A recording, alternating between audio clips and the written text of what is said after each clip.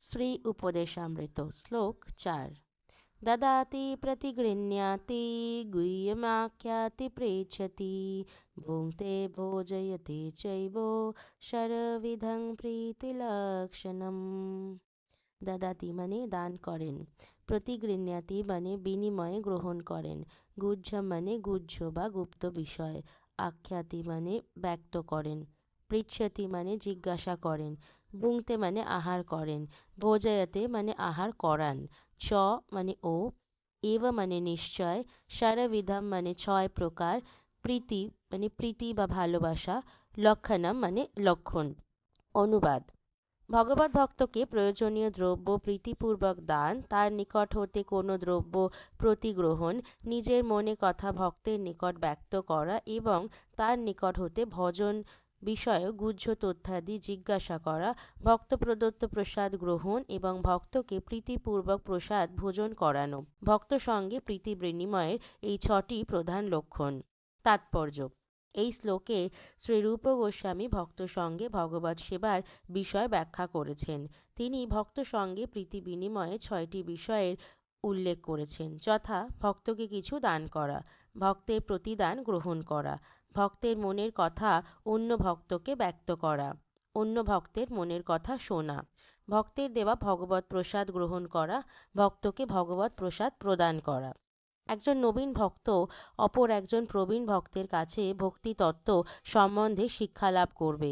একেই বলা হয় গুহ্যম আখ্যাতি পৃচ্ছতি। প্রসাদ হচ্ছে ভগবানের কৃপা। এই মনোভাব নিয়ে আমাদের পারমার্থিক উন্নতির জন্য তা শুদ্ধ ভক্তের কাছ থেকে গ্রহণ করা উচিত।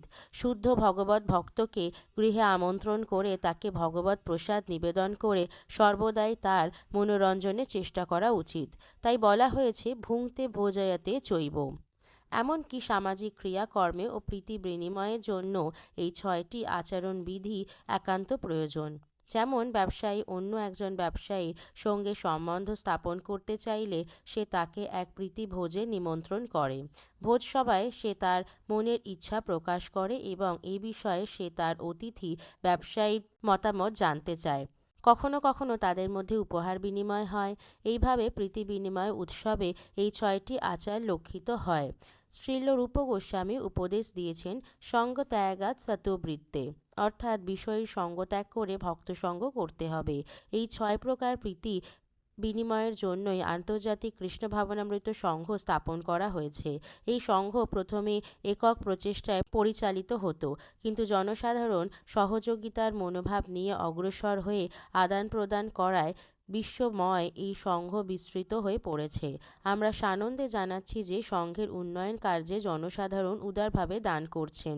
বিনিময়ে এই সংঘ কৃষ্ণ ভাবনাময় গ্রন্থ, পত্র পত্রিকা ইত্যাদি সামান্য যা কিছু দান করছে, জনসাধারণ সাগ্রহে তা গ্রহণ করছেন। কখনো কখনো আমরা হরে কৃষ্ণ মেলার আয়োজন করে আজীবন সভ্য এবং কৃষ্ণানুরাগীদের প্রসাদ গ্রহণ করার জন্য আপ্যায়িত করি। আমাদের এই সভ্যেরা সমাজের সর্বোচ্চ স্তর থেকে আসা সত্ত্বেও সংঘ প্রদত্ত সামান্য প্রসাদ গ্রহণ করেন। কখনো কখনো ঘনিষ্ঠভাবে তারা ভগবৎ সেবার প্রণালী সম্বন্ধে প্রশ্ন করেন। আমরাও তাদের প্রশ্নের উত্তর দেওয়ার যথাসাধ্য চেষ্টা করি। এইভাবে বিশ্বময় এই সংঘের প্রসার এবং ভগবৎ বাণীর প্রচার সাফল্যজনকভাবে এগিয়ে চলেছে, আর তার ফলে বিশ্বের বিদ্বান সমাজ এই কৃষ্ণ ভাবনামৃতে গুণগ্রাহী হয়ে উঠেছেন। সঙ্গে সঙ্গে সংঘের সভ্যদের মধ্যে এই 6 রকম প্রীতি বিনিময়ের মাধ্যমে সংঘের জীবন পুষ্ট হয়েছে। তাই প্রত্যেকের উচিত কৃষ্ণ ভক্তদের সঙ্গ করা, কারণ এইভাবে প্রীতি বিনিময় দ্বারা একজন সাধারণ ব্যক্তির মধ্যেও কৃষ্ণ ভক্তির পুনরুদয় হবে। ভগবদ্গীতায় শ্রী ভগবান বলেছেন 2 নম্বর চ্যাপ্টারে 62 নম্বর শ্লোক, সাক্ষাৎ সঞ্জয়াতে কাম, অর্থাৎ সঙ্গ অনুসারে ইচ্ছা বা কামনার উদয় হয়। প্রবাদ আছে যে সঙ্গ থেকে মানুষকে জানা যায়। তাই একজন সাধারণ ব্যক্তি ভক্ত সঙ্গ করলে সেও একদিন নিশ্চয় ভক্ত হবে। কৃষ্ণ চেতনা সকল জীবের অন্তরেই সুপ্ত অবস্থায় আছে, কিন্তু যে মনুষ্য দেহ লাভ করেছে তার কৃষ্ণ ভাবনা ইতিমধ্যেই কিছুটা বিকশিত হয়েছে। শ্রী চৈতন্য চরিতামৃতের মধ্য লীলায় 22 নম্বর চ্যাপ্টারে 107 নম্বর শ্লোকে লেখা আছে, নিত্য সিদ্ধ কৃষ্ণ প্রেম সাধ্য কভু নয়, শ্রবণাধি শুদ্ধ চিত্তে করয়ে উদয়। বিশুদ্ধ কৃষ্ণ প্রেমে সকলের হৃদয়েই চিরকাল আছে। হরিকথা শ্রবণ কীর্তন দ্বারা হৃদয় নির্মল হলে অচিরেই জীবের হৃদয়ে কৃষ্ণপ্রেমের উদয় হয়। কৃষ্ণ সেবা জীবের জন্মগত অধিকার, তাই সকলকে কৃষ্ণ কথা শোনার সুযোগ দেওয়া উচিত। শুধু শ্রবণ কীর্তন করে চিত্ত শুদ্ধ হয় এবং সঙ্গে সঙ্গে হৃদয়ে কৃষ্ণভক্তির উদয় হয়। কৃষ্ণভক্তি সবসময় সকলের হৃদয়ে রয়েছে, কৃত্রিমভাবে তা জীবের হৃদয়ে আরোপ করা যায় না। ভগবান শ্রীকৃষ্ণের নাম কীর্তন করলে জীবের চিত্ত দর্পণ নির্মল হয়। শ্রী চৈতন্য মহাপ্রভু তার শিষ্যাষ্টকে প্রথম স্তবকে বলেছেন, চেত দর্পণ মার্জনং ভব মহাদাবাগ্নি নির্বাপনং শ্রেয় কৈরব চন্দ্রিকা বিতরণং বিদ্যাবধূ জীবনম আনন্দাম্বুধিবর্ধনং প্রতিপদং পূর্ণামৃতাস্বাদনং সর্বাত্মস্নাপনং পরং বিজয়তে শ্রীকৃষ্ণ সংকীর্তনম। শ্রীকৃষ্ণ সংকীর্তনে জয় হোক, যা চিত্তরূপ দর্পণের কলুষ মার্জন করে এবং জন্মমৃত্যুর আবর্তনে আবর্তিত ভবজীবনে প্রজ্বলিত অগ্নিকে নির্বাপন করে। সংকীর্তন যজ্ঞ মানব জীবনে পরম আশীর্বাদ স্বরূপ, কারণ তা নির্মল চন্দ্রকিরণের ন্যায় মঙ্গলময়। তা দিব্য জ্ঞানের প্রাণস্বরূপ, দিব্য আনন্দ বর্ধনকারী এবং তা আমাদের পূর্ণ অমৃতের আস্বাদন দান করে, যা লাভ করার জন্য আমরা সর্বদাই ব্যগ্র। হরে কৃষ্ণ কৃষ্ণ কৃষ্ণ হরে হরে, হরে রাম রাম রাম হরে হরে। এই মহামন্ত্র কীর্তনকারী যে চিত্ত শুদ্ধ হয় এমনই নয়, এই কীর্তন শোনে তারও চিত্ত নির্মল হয়। এমনকি এই বৈকুণ্ঠ নাম মহামন্ত্র কীর্তন শুনে কীট পতঙ্গ পশু পক্ষী গাছপালাদি মনুষ্যেত্তর জীবও অশুদ্ধ হয়, তারাও কৃষ্ণ ভাবনাময় হয়ে ওঠে। এই প্রসঙ্গে শ্রী চৈতন্য মহাপ্রভু মনুষ্যেত্তর জীবের মায়ামুক্তি উপায় সম্বন্ধে হরিদাস ঠাকুরকে প্রশ্ন করলে উত্তরে তিনি বলেন যে শ্রী ভগবানের অপ্রাকৃত নামেই তার সর্বশক্তি নিহিত আছে। তাই গভীর জঙ্গলেও পবিত্র নাম কীর্তন করলে সেখানকার গাছপালা পশু পাখি শুধু অপ্রাকৃত কৃষ্ণ নাম শুনেই কৃষ্ণ ভাবনায় উন্নীত হয়। শ্রী চৈতন্য মহাপ্রভুর জীবন লীলাতেই তা প্রমাণিত হয়েছে। তিনি যখন ঝাড়খণ্ডের বনে কৃষ্ণ ভাবনাময় আবিষ্ট হয়ে কীর্তন করতে করতে যাচ্ছিলেন, তখন বাঘ হরিণ সর্পাদি বনের সমস্ত পশুই হিংস্র ভাব ভুলে মহাপ্রভুর সঙ্গে নাম সংকীর্তনে যোগ দেয় এবং নৃত্যগীত করে। শ্রী চৈতন্য মহাপ্রভুর এই সকল অপ্রাকৃত লীলা আমরা অনুকরণ করতে পারি না, কিন্তু তার পদাঙ্ক অনুসরণ করা আমাদের প্রত্যেকের উচিত। আমাদের এমন শক্তি নেই যার দ্বারা আমরা বনের পশু বাঘ সাপ কুকুর বিড়াল সবাইকে নাচাতে পারি, অথচ ভগবানের পবিত্র নাম কীর্তন করে বিশ্বময় বহু লোককে আমরা কৃষ্ণ ভাবনাময় করে তুলতে পারি। ভগবানের পবিত্র নাম বিতরণ করা দদাতি শব্দের একটি দিব্য উদাহরণ। আবার প্রীতি বিনিময় নীতি অনুযায়ী ভক্তের দান গ্রহণে আমাদের আগ্রহান্বিত হতে হবে। কৃষ্ণ ভক্তি সম্বন্ধে এবং সংসার বন্ধন সম্বন্ধে আমাদের জিজ্ঞাসু হতে হবে। এভাবেই গুজ্জম আখ্যাতি পৃচ্ছতি নীতি পালন করা যায়। বিশ্বময় কৃষ্ণ ভাবনামৃত আন্দোলনের কেন্দ্রগুলিতে প্রতি রবিবার মহোৎসবের আয়োজন করা হয়। বহু আগ্রহী জনসাধারণ উৎসবে যোগদান করেন ও প্রসাদ গ্রহণ করেন। আবার নিমন্ত্রিত ব্যক্তিরা ভক্তদের কখনো কখনো স্বগৃহে আমন্ত্রণ করেন এবং প্রচুর প্রসাদ দ্বারা তাদের আপ্যায়িত করেন। এইভাবে ভক্ত ও জনগণ উভয়ই উপকৃত হয়। তথাকথিত যোগী জ্ঞানী কর্মী ও জনহিতৈষীদের সঙ্গ ত্যাগ করা উচিত, কারণ তাদের সঙ্গ দ্বারা কারো নিত্য মঙ্গল সাধিত হয় না। কিন্তু যদি সবসময় কৃষ্ণ ভক্তের সঙ্গ করা যায়, তাহলে ভগবত প্রেম খুব সহজেই লাভ হয় এবং জীবনও সফল হয়। এখন একমাত্র এই কৃষ্ণ ভাবনামৃত আন্দোলনই সারা জগতে ভগবত প্রেম শিক্ষা দিচ্ছেন। ধর্মাচরণ মানবজাতির একটি বিশেষ কর্তব্য। ধর্ম আছে বলে মানুষ ও পশুতে এত প্রভেদ। পশু সমাজে ধর্মনীতি নেই, তাদের মন্দির বা গির্জাও নেই।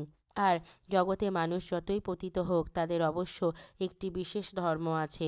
এমনকি জঙ্গলে বসবাসকারী আদিবাসীদের জীবনও একটি নির্দিষ্ট ধর্মপথে চালিত হয়। যখন ধর্ম বিকশিত হয়, ভগবত প্রেমে পরিণত হয়, তখনই তা সফল হয়। তাই শ্রীমদ্ ভগবতে 1 নম্বর স্কন্ধে 2 নম্বর চ্যাপ্টারে 6 নম্বর শ্লোকে প্রতিপন্ন হয়েছে, সবৈ পুংসা পরো ধর্ম যত ভক্তির অধক্ষজে অহৈতক্য প্রতিহতা অয়াত্মা সুপ্রসীদতৈ। ভক্তিযোগে পরমেশ্বর ভগবানের সেবা করাই হলো মানুষের পরম ধর্ম। আত্মাকে প্রসন্ন করার জন্য এমন ভগবৎ সেবা অহৈতুকী এবং অপ্রতিহতা হওয়া উচিত। মানবজাতি যদি বিশ্বে স্থায়ী শান্তি ও মৈত্রী স্থাপন করতে চায়, তাহলে তাদের কৃষ্ণ ভাবনা ভিত্তিক শিক্ষালাভ করতে হবে, কারণ এর দ্বারাই কেবল মানুষের সুপ্ত কৃষ্ণ ভক্তি জাগ্রত হতে পারে। তাই জগৎবাসী কৃষ্ণ অনুশীলন করলে অচিরেই সমগ্র বিশ্ব শান্তিময় ও আনন্দময় হয়ে উঠবে। এই প্রসঙ্গে শ্রীল ভক্তি সিদ্ধান্ত সরস্বতী ঠাকুর ভগবত ধর্ম প্রচারকদের, বিশেষভাবে ভগবত বিদ্বেষী মায়াবাদীদের সঙ্গে আলাপ আলোচনা করতে নিষেধ করেছেন। প্রায় সারা বিশ্বই এখন মায়াবাদী ও নাস্তিকে পরিপূর্ণ। তাই রাজনৈতিক দলগুলিও এই সুযোগে নিরীশ্বরবাদ প্রচার করে জগতে জড় উন্নতির জন্য আপ্রাণ চেষ্টা করছে। কখনো তারা কৃষ্ণ ভাবনামৃত প্রচার কার্য রোধ করার জন্য কোনো শক্তিশালী দলকে সাহায্য করছে। মায়াবাদী ও অন্যান্য নিরীশ্বরবাদীরা কৃষ্ণ ভাবনামৃত আন্দোলনের প্রসার কামনা করে না, কারণ কৃষ্ণ ভাবনামৃত আন্দোলন ভগবত ভক্তি প্রচার করে। নিরীশ্বরবাদীদের কাজ হচ্ছে প্রচারে বিরোধিতা করা। যেমন একটি সাপকে দুধকলা খাইয়ে কোনো লাভ নেই, কারণ কেবলং বিষবর্ধনম, অর্থাৎ দুধকলা খেয়ে তার বিষ উত্তরোত্তর বৃদ্ধি পায়।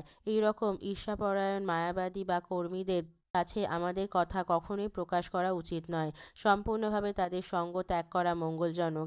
তাদের সঙ্গে ভগবত তত্ত্ব বিষয়ে কোনো রকম আলোচনা না করা ভালো, কারণ তারা ভক্তির অনুকূলে কোনো সিদ্ধান্ত স্থাপনে সক্ষম নয়। এমনকি মায়াবাদী বা নাস্তিকদের নিমন্ত্রণ গ্রহণ করা উচিত নয়। আবার তাদের নিমন্ত্রণ করাও উচিত নয়, কারণ তাদের ঘনিষ্ঠ সঙ্গ লাভে তাদের নাস্তিক মনোভাবের দ্বারা আমরা প্রভাবিত হতে পারি। শাস্ত্রে আছে সংজ্ঞাত সঞ্জয়তে কাম।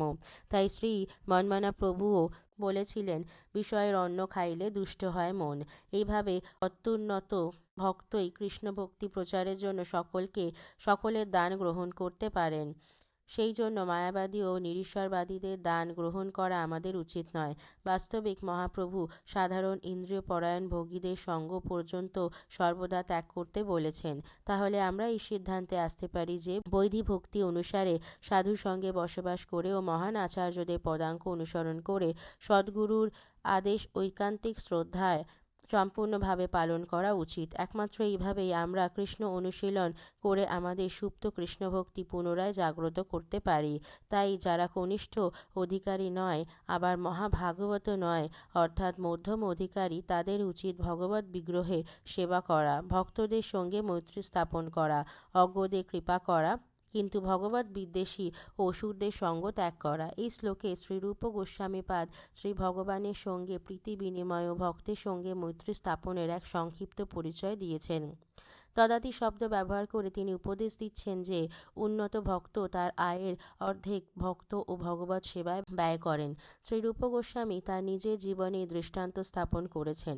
যখন তিনি সংসার ত্যাগ করেন, তিনি তার সম্পত্তির অর্ধাংশ কৃষ্ণ সেবায় দান করেন, এক চতুর্থাংশ আত্মীয়দের সেবায় দান করেন, আর বাকি এক চতুর্থাংশ ব্যক্তিগত জরুরিকালীন অবস্থার জন্য রেখে দেন।